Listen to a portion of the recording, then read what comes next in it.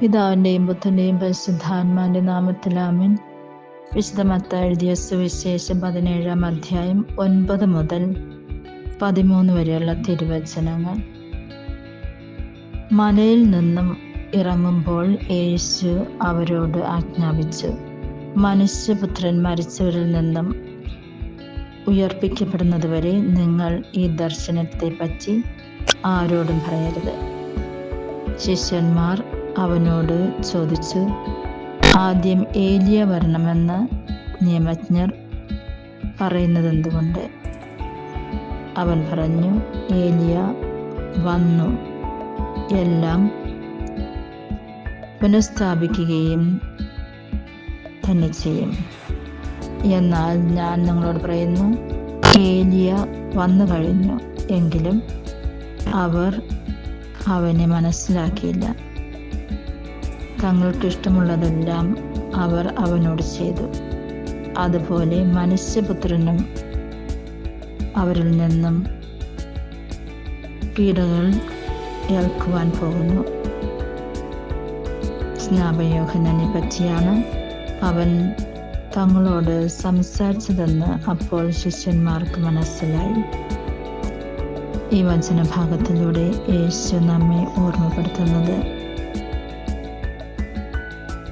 പ്രവാചകന്മാർക്ക്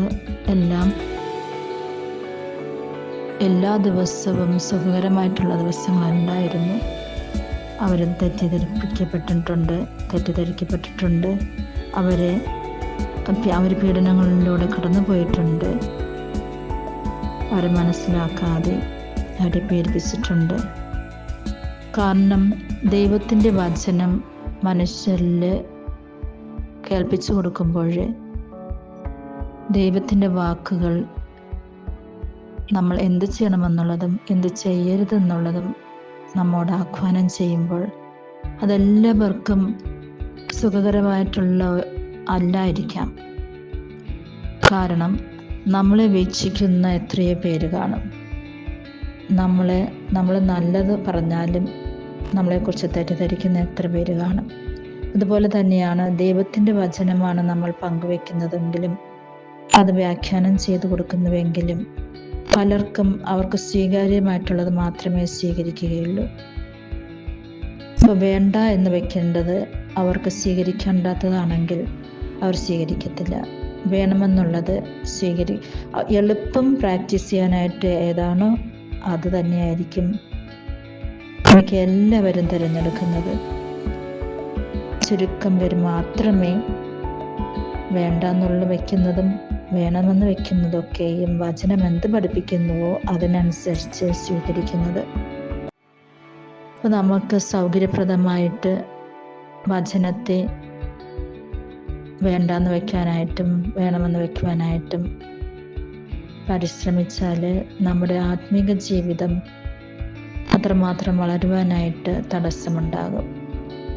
ദൈവവചനം വായിക്കാം, ധ്യാനിക്കാം, നമ്മുടെ ജീവിതത്തിൽ പ്രാവർത്തികമാക്കാം.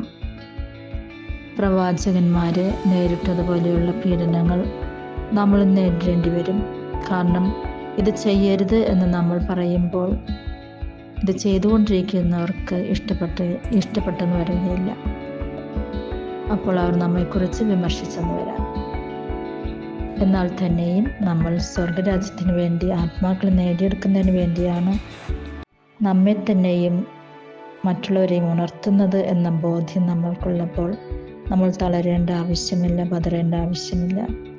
ഇന്ന് തിരുസഭ വിശുദ്ധ കുരിശിൻ്റെ യോഹന്നാൻ്റെ തിരുനാൾ ആഘോഷിക്കുന്നു.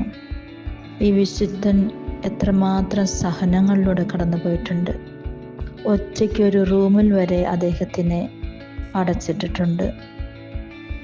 ആ ദിവസങ്ങളിലൊക്കെ ആയിരുന്നു അദ്ദേഹത്തിന് കൂടുതലും പ്രാർത്ഥനയിലോട്ട് വളരുവാനായിട്ട് സാധിച്ചത്. അദ്ദേഹം നിറയെ ബുക്കുകൾ എഴുതിയിട്ടുണ്ട്. അദ്ദേഹത്തിൻ്റെ ആ ദൈവവുമായിട്ടുള്ള ബന്ധത്തിൻ്റെ അടിസ്ഥാനത്തിലുള്ളത് തന്നെ പരിശുദ്ധാത്മാവ് അദ്ദേഹത്തിലൂടെ എഴുതിയ നിറയെ പുസ്തകങ്ങളുണ്ട്, പാട്ടുകളുണ്ട്. അപ്പോൾ സഹനങ്ങളിൽ പതറരുത്, തളരരുത്, നമ്മൾ ദൈവം ആഗ്രഹിക്കുന്നത് നമ്മിൽ നിന്നും എന്താണെന്നുള്ളത് ചിലപ്പോൾ നമ്മുടെ വിശുദ്ധിക്ക് വേണ്ടിയായിരിക്കാം, നമ്മൾ കൂടുതൽ പ്രാർത്ഥനയിൽ വളരുന്നതിന് വേണ്ടിയായിരിക്കാം. ആ സമയത്ത് നമ്മൾക്ക് നിറയെ ബുദ്ധിമുട്ടുകളുണ്ടാകും, സംഘർഷങ്ങളുണ്ടാകും മനസ്സിൽ. പക്ഷേ അതിൽ നിന്നും ദൈവം എന്തൊക്കെയോ നമ്മെ പഠിപ്പിക്കുന്നുണ്ട്. അത് നല്ലത് തന്നെയായിരിക്കും പഠിപ്പിക്കുന്നത്. നമ്മൾ ആത്മീയമായിട്ട് വളരുന്നതിന് വേണ്ടിയായിരിക്കാം. അതിനായിട്ടുള്ള കൃപാപരങ്ങൾ ഈ വിശുദ്ധൻ്റെ മാധ്യസ്ഥത്തിലൂടെയും പിതാവായ ദൈവം നമ്മൾക്ക് ഓരോരുത്തർക്കും നൽകട്ടെ എന്ന് പ്രാർത്ഥിക്കുന്നു.